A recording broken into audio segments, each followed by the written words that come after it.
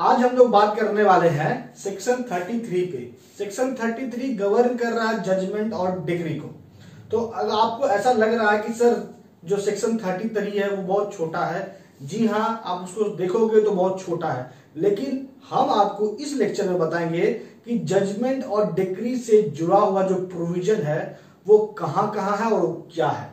तो बड़े ध्यान से देखिएगा। जजमेंट डिग्री के रिगार्डिंग आपका इस सेशन को देखने के बाद कोई भी डाउट नहीं रहेगा, ये मेरा गारंटी है। ऑर्डर 20 को भी हम गवर्न करेंगे सेक्शन 33 के साथ, तो बड़े ध्यान से लेक्चर को पूरा देखिएगा। चैनल पे अगर आप नए हो तो इंतजार मत कीजिएगा, जल्दी से जाइए, नीचे आपको दिखेगा रेड कलर का सब्सक्राइब बटन, आप उस पर क्लिक करके चैनल को जरूर सब्सक्राइब कीजिए, बेल आइकन जरूर दबाइए, ताकि जब भी आपके चैनल लॉ इज लाइव पे वीडियो अपलोड हो तो उसका नोटिफिकेशन सबसे पहले आपको मिल सके। और अगर आपका कोई भी क्वेरी है तो आप मुझे इंस्टाग्राम पे फॉलो करो, और अगर आप टेलीग्राम जुडिशियल ग्रुप से जुड़ना चाहते हो तो टेलीग्राम जुडिशियल ग्रुप का और इंस्टाग्राम का लिंक मिल जाएगा आपको डिस्क्रिप्शन में। अनअकैडमी पे अभी हम लोग क्रिमिनल प्रोसीजर कोड और इंडियन एविडेंस एक्ट का कंटिन्यूअसली सीरीज को कंडक्ट कर रहे हैं। टारगेट है कि विद इन 2 मंथ आपका सीआरपीसी और एविडेंस एक्ट को खत्म करा दे। तो अगर अभी तक आपने अनअकैडमी पे मुझे फॉलो नहीं किया है तो देखो, डिस्क्रिप्शन में आपको मेरा प्रोफाइल लिंक मिलेगा, आपको डेली लाइव क्लास का लिंक भी मिल जाएगा वीडियो में। आपको करना क्या है कि अगर आपको लाइव क्लास का एक्सेस चाहिए तो आपको रेफरल कोड या कह लो अनलॉक कोड यूज करना पड़ेगा, जो है लॉ इज लाइव।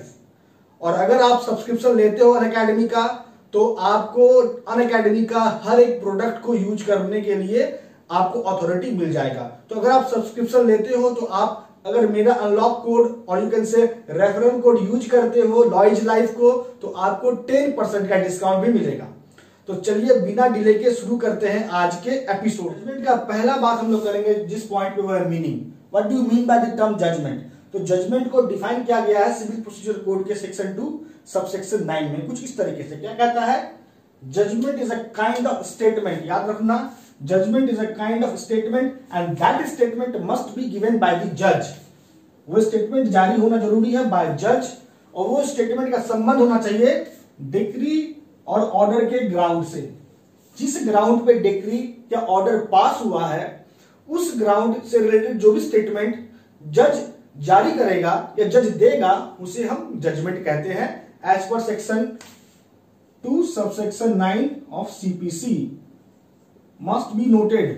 बोर्ड में लिखी बातों को आप नोटबुक में जरूर लिख लीजिएगा, आपके लिए बहुत बेनिफिशियल होगा। अब दूसरा पॉइंट है जजमेंट का कंटेंट। जजमेंट में किन किन बातों को लिखना बहुत जरूरी है, जजमेंट में किन किन बातों का मेंशन होना बहुत जरूरी होता है। तो 5 पॉइंट्स है। अगर बात करें जजमेंट ऑफ अदर कोर्ट्स का, देखो यहां पे आपको समझना है पहले कि ऑर्डर 20 रूल 4 के अकॉर्डिंग, ऑर्डर 20 रूल 4 के अकॉर्डिंग बात करेंगे अगर, तो जजमेंट को पहले आप डिवाइड करो, judgment of court of small cause, judgment of court of small cause और जजमेंट ऑफ अदर कोर्ट। तो सबसे पहले हम तो ये समझ लेते हैं अदर कोर्ट के जजमेंट को हम समझेंगे, याद कर लेंगे तो ऑटोमेटिकली जो कंटेंट है judgment of court of small cause का वो याद हो जाएगा। देखो कैसे, जब बात करते हैं अदर कोर्ट के जजमेंट के कंटेंट के बारे में तो उसमें होना चाहिए, पहला पॉइंट है पॉइंट्स फॉर डिटर्मिनेशन, माफ करो concise statement of the case, वो भी है लेकिन पहला है concise statement of the case. Case का पूरा जो मामला है in concise form must be mention in the judgment, और यहां जजमेंट हम लोग बात कर रहे हैं अदर्स कोर्ट का, है ना।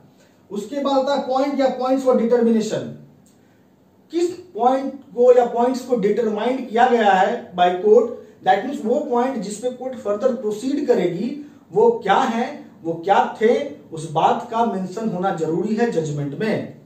नेक्स्ट है डिसीजन देयर ऑन, कोर्ट का क्या डिसीजन था, निर्णय था, इस बात का भी मेंशन होना जरूरी है जजमेंट में। नेक्स्ट है रीजन फॉर डिसीजन, कोर्ट ने निर्णय दिया तो वही निर्णय क्यों दिया, क्या कारण था, तो रीजन का भी मेंशन होना जरूरी है जजमेंट में। And the last one is the relief granted, court ने क्या रिलीफ ग्रांट करी है ये भी मेंशन होना जरूरी है जजमेंट में। तो ये था जजमेंट अदर कोर्ट का।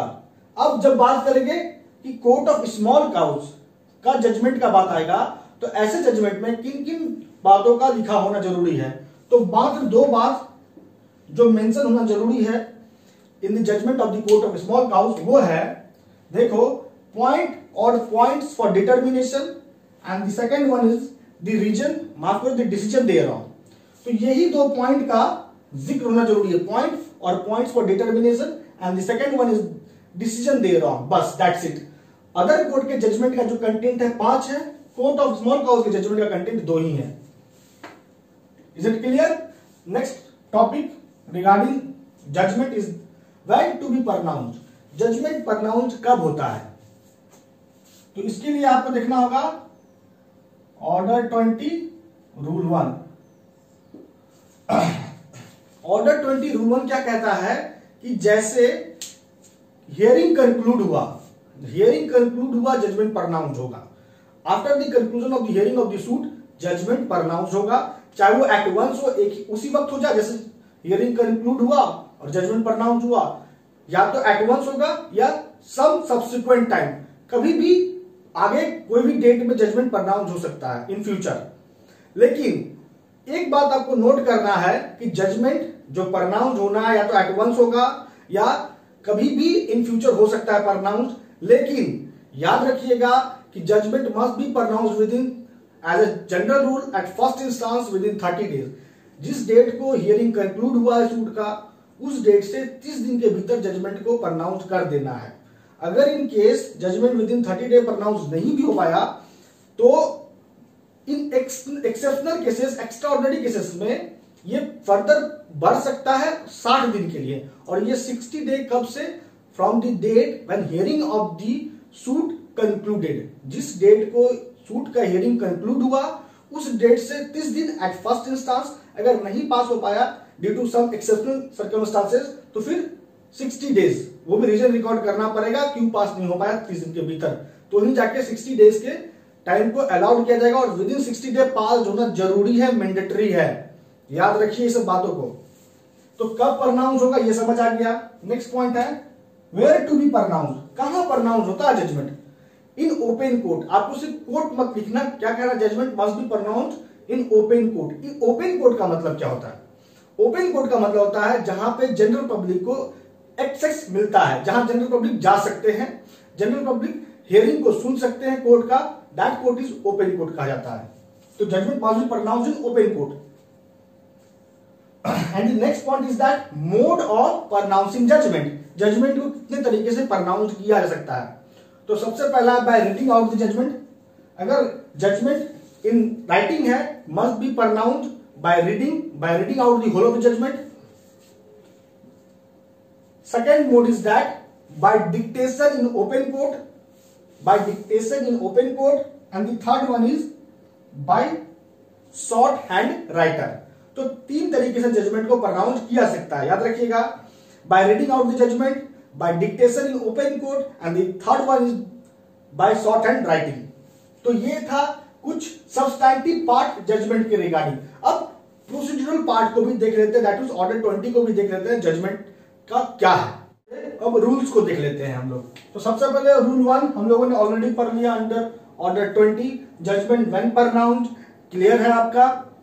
लेकिन इसमें एक बात आप नोट कर लेना कि जजमेंट जो है उसमें जज का सिग्नेचर होना जरूरी है। That means judgment must be signed और shall bear the date on which it was pronounced. जिस डेट को जजमेंट प्रोनाउंस्ड हुआ है उस डेट का भी मेंशन होना जजमेंट में जरूरी है, ये भी याद रख लेना। ये जो पॉइंट है ये भी आप याद रखना। उसके बाद रूल 2 आता है power to pronounce judgment written by जजेस प्रीडिसेसर। जज के जो प्रीडिसेसर है, दैट मींस टू से एक जज था जिसने जजमेंट लिखा लेकिन वो प्रोनाउंस नहीं कर पाया और पदच्युत हो गया, वैकेंट हो गया उसका ऑफिस, तो उसके बाद जो भी उसका सक्सेसर होगा तो वो जजमेंट को प्रोनाउंस कर सकता है, ये कहता है रूल 2। उसके बाद जो रूल 3 है वो कहता है जजमेंट टू बी साइन। जैसा कि आपको पहले बताया judgment must be sign, judgment में साइन होना जरूरी है जज का। लेकिन रूल 3 आपको कितना इंपॉर्टेंट पॉइंट बता रहा है कि एक बार अगर जजमेंट साइन हो गया तो उसके बाद उस जजमेंट में ना ही कोई अल्टरेशन होगा ना ही कोई एडिशन होगा। अगर होगा भी तो एज पर सेक्शन 114 और 152 इन केस ऑफ रिव्यू और अंडर सेक्शन 152 ही जजमेंट में अल्टरेशन एडिशन होगा, अदरवाइज नहीं हो सकता एक बार जजमेंट अगर साइंड हो गया तो। उसके बाद रूल 4 तो आपको हम बताएंगे कंटेंट जजमेंट का in case of court of small cause and other courts, clear है। उसके बाद 5 आता है judgment to state decision on each issues, प्रत्येक इश्यूज पे डिसीजन होना अनिवार्य है। तो याद रखिएगा कोर्ट को हर इश्यूज पे डिसीजन देना जरूरी है, समझ आ गई बात। उसके बाद है रूल 5A, तो कहता है कोर्ट का ये ड्यूटी है कि वो पार्टी को इन्फॉर्म करेगी कि कहां पे अपील होगा। अगर पार्टी रिप्रेजेंट नहीं हो रहा है थ्रू प्लीडर, अगर पार्टीज का कोई वकील नहीं है और उसके खिलाफ जजमेंट प्रोनाउंस हो गया, तो उस जजमेंट के खिलाफ किस कोर्ट में अपील होगा, इस बात का ड्यूटी ट्रायल कोर्ट पे आता है, याद रखिएगा 5A। उसके बाद जजमेंट के रिगार्डिंग बात करें, जो प्रोविजन है वो है रूल 8। रूल 8 क्या कहता है, प्रोसीजर वेयर जज वैकेट कर दिया अपना office before signing the judgment. तो जजमेंट साइन करने के पहले जज ने अपना ऑफिस वैकेट कर दिया, तो फिर क्या होगा उस जजमेंट का, तो जो भी उसके बाद जो जज आएंगे उस ऑफिस में, उस कोर्ट में, वो फर्दर प्रोसीड कर जाएगा उस जजमेंट के साथ। रूल 20 क्या कह रहा है कि जो साइंड कॉपी होगा जजमेंट डिग्री का वो पार्टी को दिया जाएगा। तो ये हो गया जजमेंट के रिगार्डिंग प्रोविजंस। अब आगे देखते हैं कि डिग्री के रिगार्डिंग क्या क्या प्रोविजंस हैं।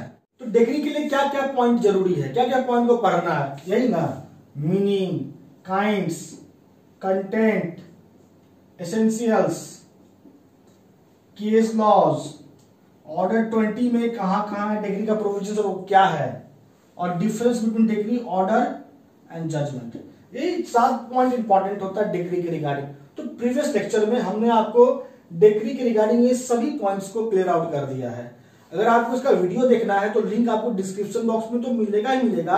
आप देखना वीडियो के ऊपर आई बटन है, इस आई बटन पे भी आप क्लिक करोगे तो आपको इतनी सारी बातों की जानकारी उस वीडियो लेक्चर में रिगार्डिंग डिग्री मिल जाएगा। आप निश्चिंत रहना, आपका एक भी पॉइंट नहीं छूटेगा।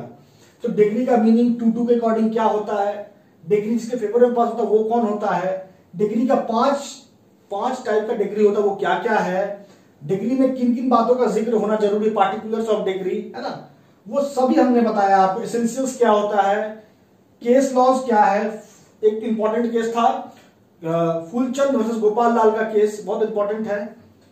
ऑर्डर 20 में, ऑर्डर 20 का तो पूरा प्रोविजंस गवर्न कर दिए हैं ऑर्डर 20 का। तो ऑर्डर 20 का जो भी प्रोविजंस रिलेटेड है डिग्री से, ऑर्डर 20 का वीडियो लेक्चर आपको आई बटन पे क्लिक करके आप जरूर देखना।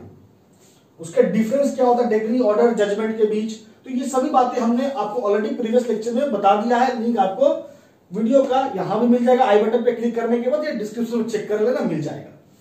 तो दोस्तों उम्मीद करते हैं आपको आज का वीडियो अच्छा लगा होगा। इस तरीके से ही साथ बनाए रखिएगा। एक इंपॉर्टेंट बात कि आज फिर हम 9 बजे लाइव आएंगे, लाइव क्लास होगा, तो लाइव क्लास को अटेंड करना मत भूलिएगा। तो आज के लिए इतना ही। आपका हमारे साथ बने रहने के लिए बहुत बहुत धन्यवाद।